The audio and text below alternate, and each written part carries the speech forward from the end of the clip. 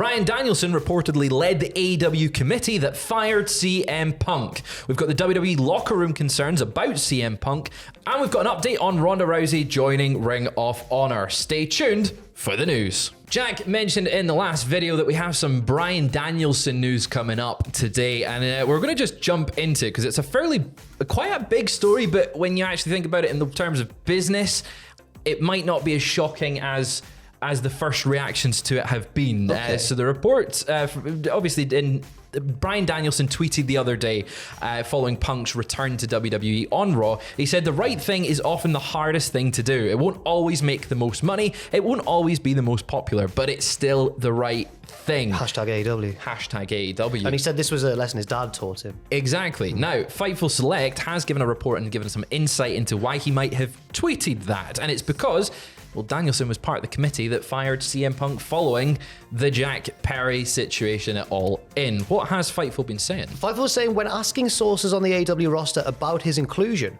one called him being Danielson, an appropriate moral compass who exemplifies objectivity, and said that he basically headed up and was the face of the disciplinary committee that was mentioned in Tony Khan's statement once Punk had been fired, and everyone went, "What's this disciplinary committee?" Mysterious disciplinary committee. Danielson was said to have spoken to the roster when addressing them about Punk's termination, and noted that the decision was a particularly hard one. He cited the positives that Punk brought and his long-standing friendship with Punk, but said that it was a decision that had to be made. Those that Fightful spoke to said they believe that CM Punk was aware by now that Danielson was a part of said committee, as many of his friends were included in the meeting when Danielson addressed them. This is a continued duty for Danielson, and he's also responsible for dishing out the fines. Now, Fightful Select also added that what Danielson tweeted the other night was also almost verbatim from what he told the AEW roster following Punk's firing about it not being, it won't always be the most popular decision, but it was the right thing to do. And I think it shows just how a staple, and we mentioned it earlier, the Blackpool Combat Club, all of them have sort of an essential role in AEW that helps guide things and rally things and come together for the company, and that's another example of it in Danielson. Danielson seems here like with especially with that little addendum at the end, like the dish, he's responsible for dishing out fines as well. Reminds me of like a football team captain. Like it's strange, like they're kind of the bridge between the manager and the rest of the team. Okay, and he's kind of in that sort of role, but it's strange because where does that put the EVPs? He's very much acting like an EVP. It's a weird one. It feels, I would be intrigued as to how, if it wasn't CM Punk related, and obviously with the EVPs all having a bias there. Yeah. If it was anyone else, would it be the EVPs that would be in that role? Oh, that's a good point. Maybe it's, as mentioned there, he's very objective. But also at the same time, Danielson, it's strange that for someone who isn't got an EVP title, is just a respected member of the roster, is the guy that's on the committee. And I mentioned at the start, it might not be as shocking. In a lot of businesses, that is how it should work, is you should have a member of the workforce essentially on a committee or a tribunal. And it might be that's why they've done it, so that you've got a fair balance. You've got your legal, you've got your HR, you've got your member, your peer. You've got your Jericho. You've got your Jericho, He's exactly. Position, Exactly. He gets his word in. But Danielson, it's cool that he's getting a bit more roles in AEW. Yeah, you could say it's cool, or you could say that he portrayed CM Punk. CM Punk. All CM Punk for you. But it's all Jack. just opinions, isn't it? Everyone's got them. We're going to move from one of your favorite things, though, CM Punk, to another one of your favorite things, NXT. NXT. We've got an absent NXT star who has returned to TV. Who was it, Jack? It was Nikita Lyons, who returned last night. She didn't return to action. She was shown in the crowd. It's one of those ones like, look who's in the crowd watching this match. It was after a video was shown of her training for a comeback, and then she was shown sitting in the crowd near the Chase U section. She hasn't competed since January, quite a long time now. She stepped away from the ring for ACL surgery, but in good news on commentary, Vic Joseph and Booker T noted that she is going to return to action very soon. Returning to action for Nikita Lyons. She's been out of action for quite a while, hasn't she? Like, it's been since January. Yeah, so it's how do you think she'll fit in with the women's division? I think that what they might do is, because the way she was written off TV was that she was one of the women beaten down by the mystery assailant in the car park. Okay. And that was revealed to be Blair Davenport. So they could have that could be a they could go straight away. back into that one. That'll be interesting to see what she does when she's back on TV, but we've got some reactions to another return in WWE, of course, CM Punk. WrestleVote's tweeting out, "I'm told everything at Raw was good last night as far as the camaraderie backstage throughout the day in Nashville." One source went as far as to say the energy was as high as it's ever been in years. Things look and sound like we're off to a great start. That's a good thing to hear coming out of that show in Nashville at Raw. It's a good thing short term, but then there's a potentially conflicting report coming out of Sports Illustrated long term.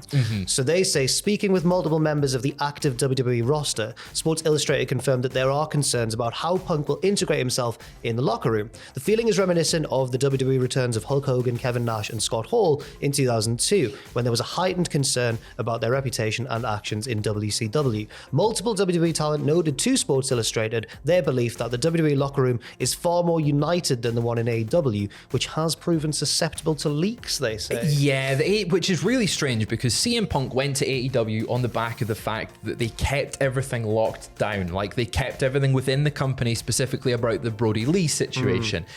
Nothing got out about that. So CM Punk was like, okay, this is a group of people that they all can be trusted and we can work together as a team. And it feels like that dynamic has completely switched to WWE. Cody Rhodes saying it on the press conference that it feels like a team effort. And if he's got something to add, we're all happy with it, sort of thing. It will be interesting to see 6 months down the line how it's affected. And we go back to what we mentioned earlier on with a possible main event at WrestleMania against Seth Rollins. Can't imagine too many regular roster members will be happy that someone's come in and taken a spot. I think it's the more and more you think about it, the more of a kind of bold booking decision or a business decision it is from Triple H and from Nick Khan, because they don't need CM Punk. They're doing great business anyway, but this is something that could potentially push them to even the next level. Not maybe in terms of, well, obviously in terms of money, but also in terms of cultural relevance, I suppose. They could push them further back into the zeitgeist. It feels like this is the hottest period for WWE for a long time. It did until Raw. It did until then. And it wasn't a Triple H produced show. No, it was Bruce Pritchard, wasn't it? Yeah. When Trips has got the book, it's all hot. But I'm excited to see how things pan out with Punk, whether it's good or bad. It's a talking point for sure. But CM Punk isn't the biggest return. No, he's not. Well, not on screen, but behind the scenes. A former WWE superstar has returned in a coaching role. It seems it's none other than your boy. My boy, Lindsay Dorado. Meow. Oh, no. Someone clip that. Nope. He's at the Performance Center. He shared a photo of the WWE staff photo with a caption, Day 2 coaching at the PC. The shirt was in the photo. It was in the photo. Well, I wonder if that... It does seem to suggest that he's in a coaching role, but we don't know yet whether that's full-time or maybe he's just doing a guesting, a seminar. Could be doing something like that. I think he's a good shout to have around the PC and coaching. He's very good in the ring. Very underutilized in WWE. I feel like he could have done a lot more than just Lucha House Party. So it'll be intriguing to see how the new crop of talent there's a lot of flippy stuff going on in NXT.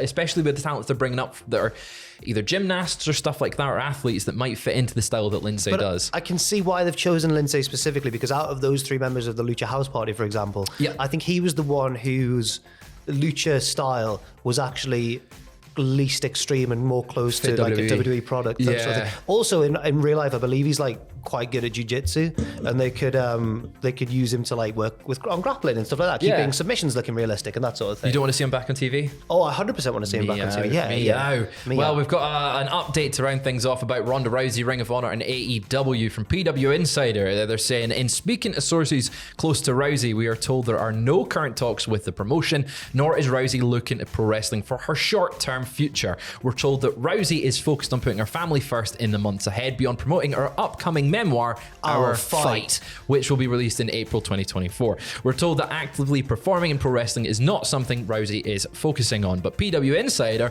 also revealed that the reason Ronda worked the tag team match at Ring of Honor was simply to work with Marina Shafir. Obviously one of our very close friends, one of the 4 horsewomen of UFC.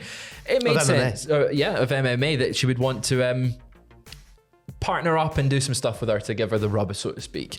But regardless of this, PW Insider says the door is very much open in Ring of Honor if Ronda Rousey wants to return there, because she did make a random appearance on an episode, so you would expect them to go, yeah, Ronda, you can come in and work with our talent. And I think once she started appearing in WWE more regularly, it quickly became more like the star factor or the specialness of Ronda Rousey kind of wore off a bit. Yeah. But now that she's taken time away and she's left WWE, it did feel like a big deal, especially because it was so out of the blue when she appeared in Ring of Honor. Right. So I think if she was to be working in Ring of Honor or maybe AEW again, then I think they should possibly use her more like a special attraction. Yeah, and it could also bring more eyes to Ring of Honor.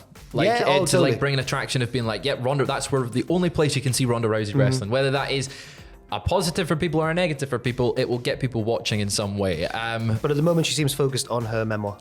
Coming out April 2024.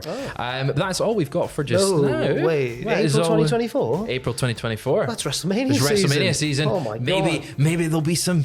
No, there's not going to be a return, Do you know what I did? I nearly made a mistake. I thought it was 2023. It is 2023. I thought it was 2024, and I was going to be like, I think you mean April 2025, phrase. I've just messed up the end. You messed it up. Well, anyway, that's all the news we've got for just now. We'll be back. Sorry. Maybe later on if more wrestling news breaks, because it's been a busy week, and I think we're all still reeling from Survivor Series. Check out Jack on Twitch tonight, 6 p.m.